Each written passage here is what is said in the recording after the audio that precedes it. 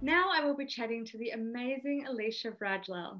Alicia has a background in accounting and journalism, has worked at Yahoo, Daily Mail Online, and currently holds the coveted role of editor at Huff Australia. Alicia's passion lies in cultural diversity and representation in the media. She is a spokesperson on national television on this topic, and today she will be chatting to us about how cultural diversity in the media can impact children. Alicia, I am so thrilled to have you on the show today. Oh, thank you so much for having me. I'm really thrilled to be here. So can you tell us a bit about yourself?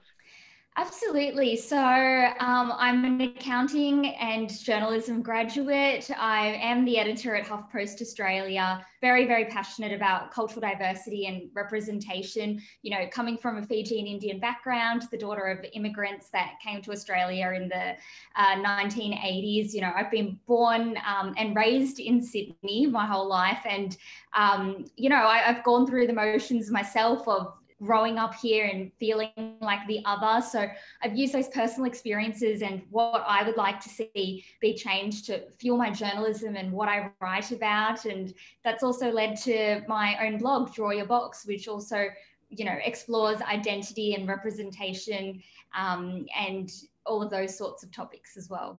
What are your thoughts on how cultural representation may impact children? I think cultural representation can definitely impact children, and that's why it's so important we're having this conversation. I think kids can make judgments so quickly. It's those really fundamental, pivotal years. When you're watching something on TV, and especially with kids, they are picking things up. They're in that process of development. They are learning things, and I truly believe, racism especially is a taught thing. You're not born racist. So what we see on TV or film or in books or here in music makes such a difference. So if kids are seeing an ethnic minority being portrayed a certain way, so I guess this is not just about there being more ethnic minorities on screen, but then also in terms of how they're being represented.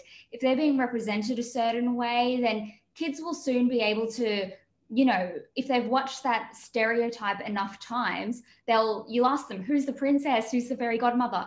Who's the person that goes to jail or is always the bad guy kind of thing? And they'll develop these judgments and they'll develop that sort of worldview. And that can be problematic in ways if it's too negative. And I think the other side of it, which is why I believe cultural diversity and representation for kids is so important, is because it comes back a bit to my lived experiences. You want to have that role model and someone you can look up to, and you want to be represented, you want to be shown, you want to be told that you're normal. For myself, growing up in Australia, I remember it was just Trisha Goddard on Play School and Indira Naidoo on the news, who were the brown people, that I felt like I could see. And in my early 20s, when I was going into the media, I remember coloring my hair, trying to look culturally ambiguous, going for like caramel or a blonde, trying to look less Indian to get a career in the media, because that's what I thought, you needed to be. I didn't see enough people that had brown skin or were particularly South Asian even that looked like me. Now, I think it doesn't matter whether a kid wants to go into the media or not.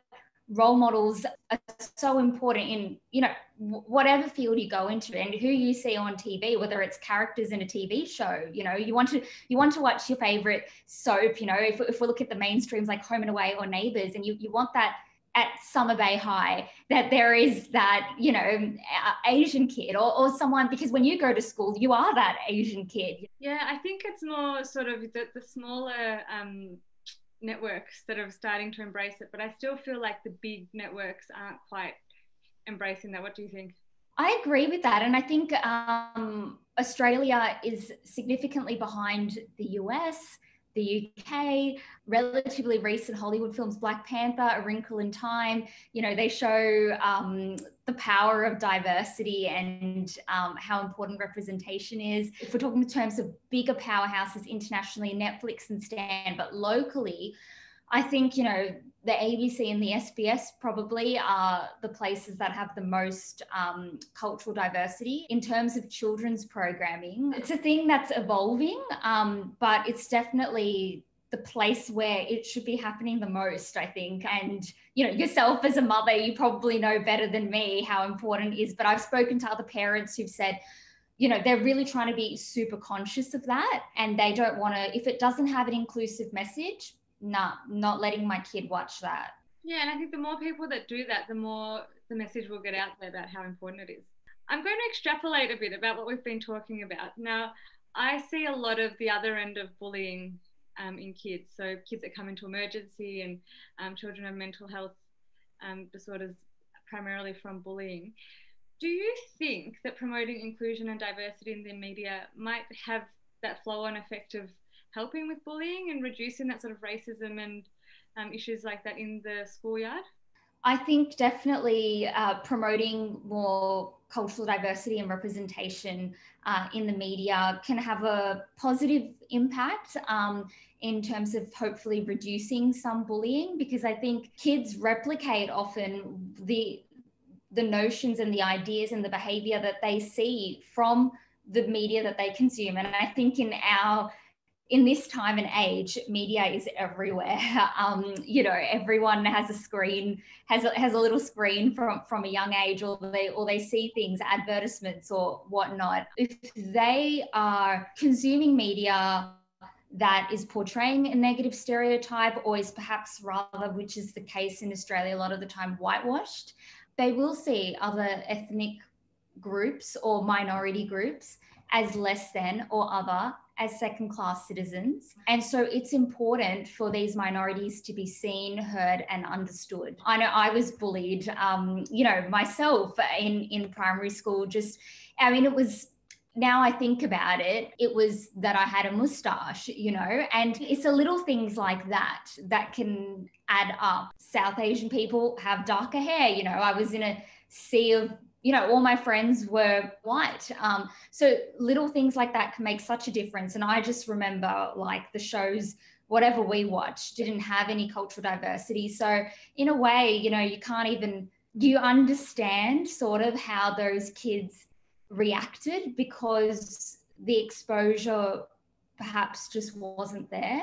I think so many of us, you know, in my generation are grappling with our identity as it is. You know, there's self-esteem issues and trying to figure out who we are. So if this incoming generation and the next generations already have that fantastic foundation in place, their self-esteem will flourish, and hopefully it'll also educate other kids. Oh, I love your messaging. Thank you so much, Alicia. That's such great food for thought, and we just need to keep getting this message out there. Where can our viewers find you? The viewers can find me on my social media. So Twitter and Facebook is at Leeshiv, Leeshiev. And I'm also writing across HuffPost Australia on a daily basis. So yeah, always happy to connect with people. Would love to hear your thoughts, and, you know, thank you so much for having me on. I think this is a really important conversation. You're doing some amazing work, and looking forward to hearing the feedback and what happens next. Thank you so much. I'm sure this conversation will resonate with a lot of our viewers. So thank you for chatting about it. My pleasure, and thanks again.